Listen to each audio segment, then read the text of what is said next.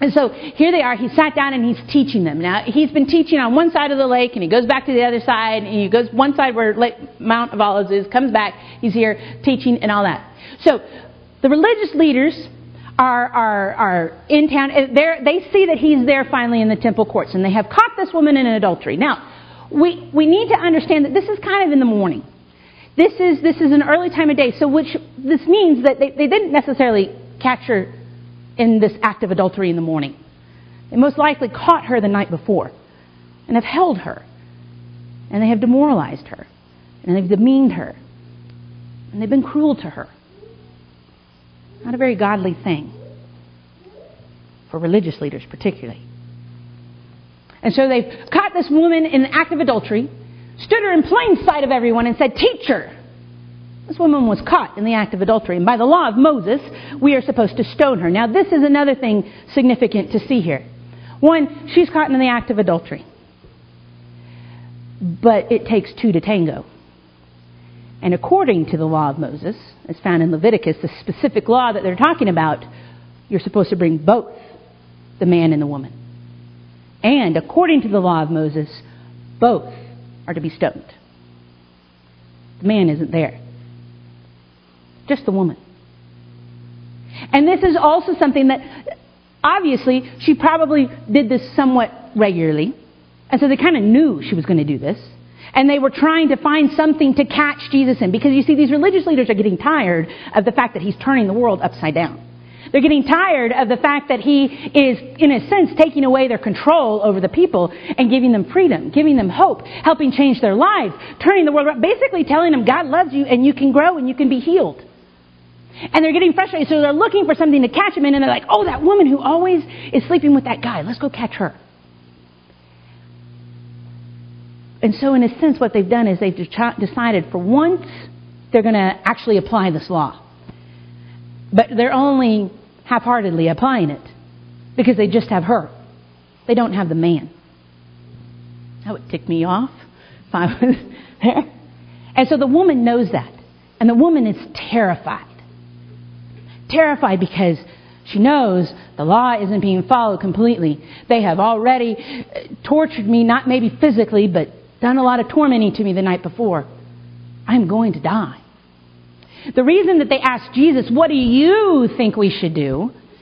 is because at this point, Christ hasn't fully become understood as the Christ. He is still seen as a rabbi.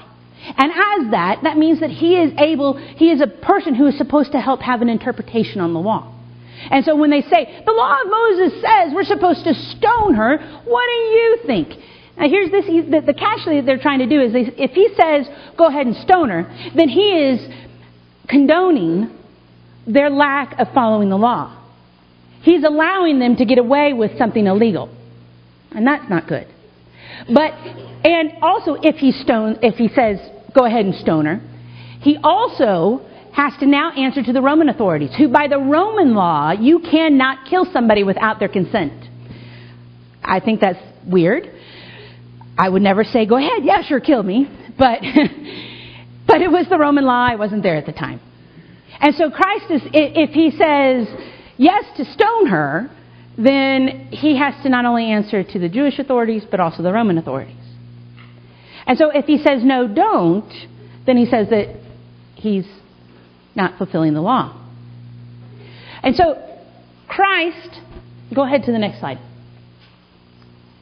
thinks about it and bends down and writes in the dirt. Now, for years, I thought, what the heck is he doing?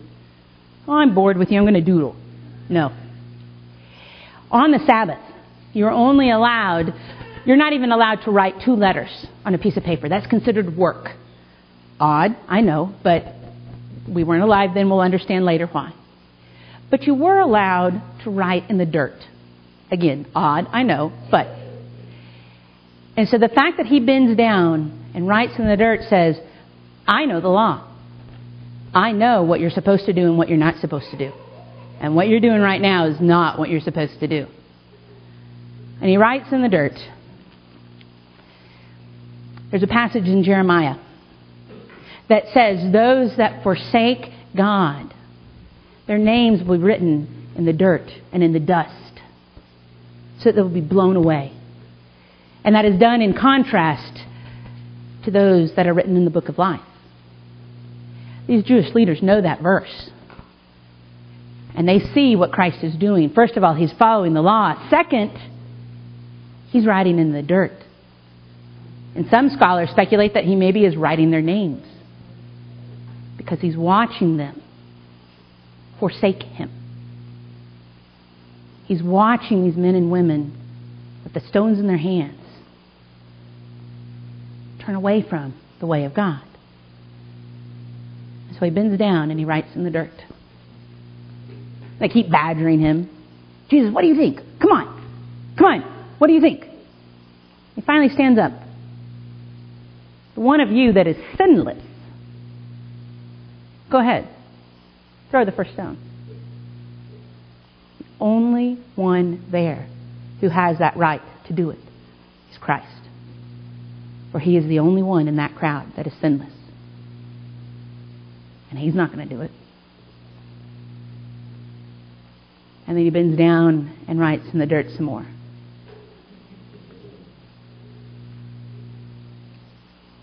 Think about that for a minute.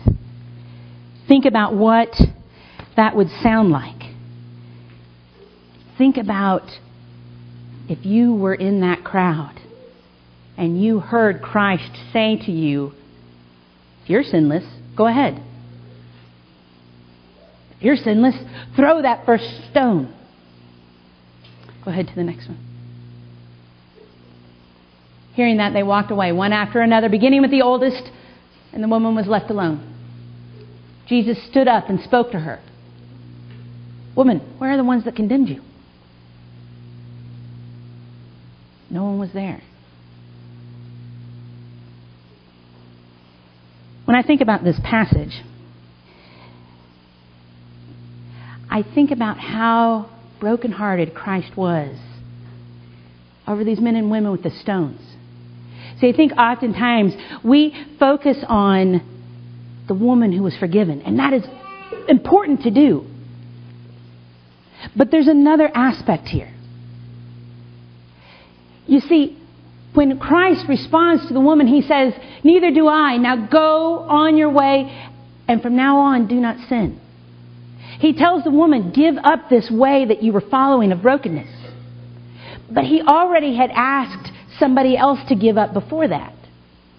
Go back one, Sonia.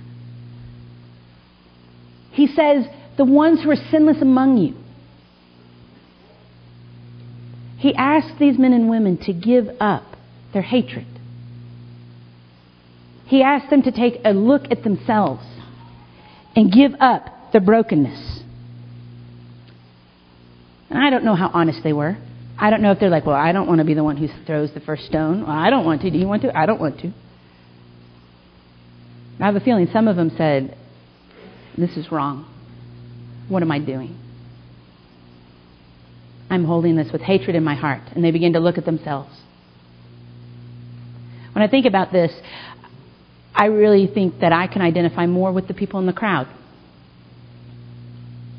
That I can be a person who harbors resentment, who holds hatred and bitterness. I'm not going to go out and commit adultery, at least not in my lifetime. But I very well might be that person with a stone. What kind of stones do you carry? What kind of stones do you have in your hands? What kind of things do we throw at one another to hurt one another in ways that we don't need to, in ways that where Christ says, you need to look at yourself. You need to look at who you are. In Matthew chapter 7, Christ says, you need to first look at the plank in your eye before you try and get the little speck of dust out of the other person's eye. When we hold on to these stones, it's usually because we have some kind of anger, fear, frustration.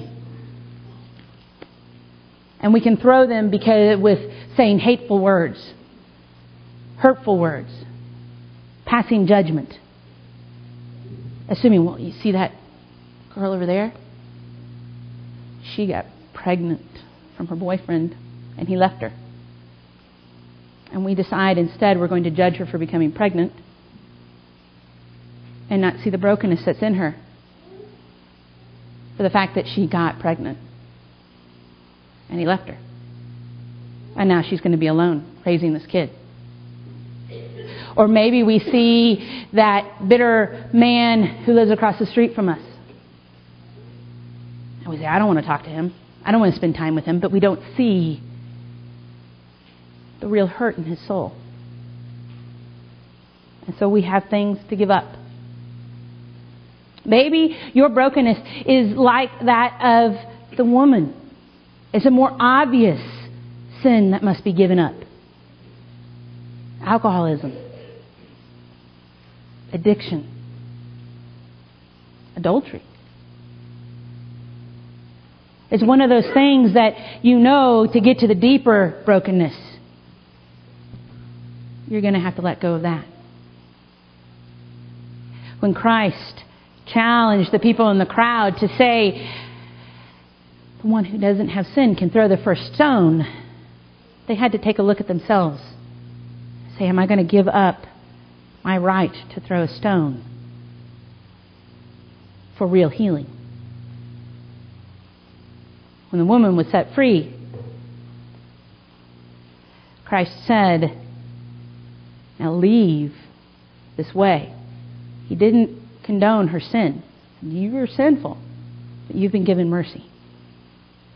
Now leave this way.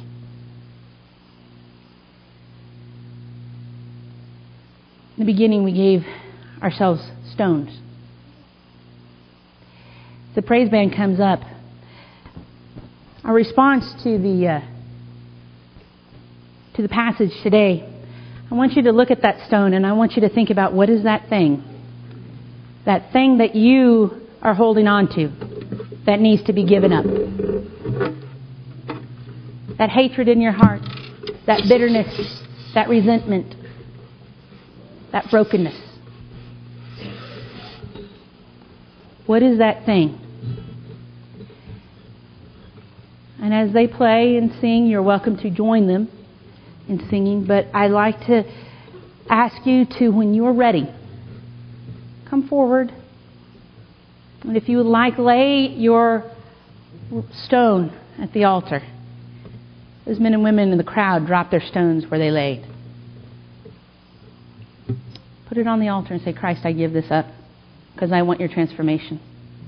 Maybe you're not ready to do that, so take it home and do it on your own later. But as the praise band plays, spend time in prayer between you and the Lord and ask yourself, what do I need to lay at His feet today?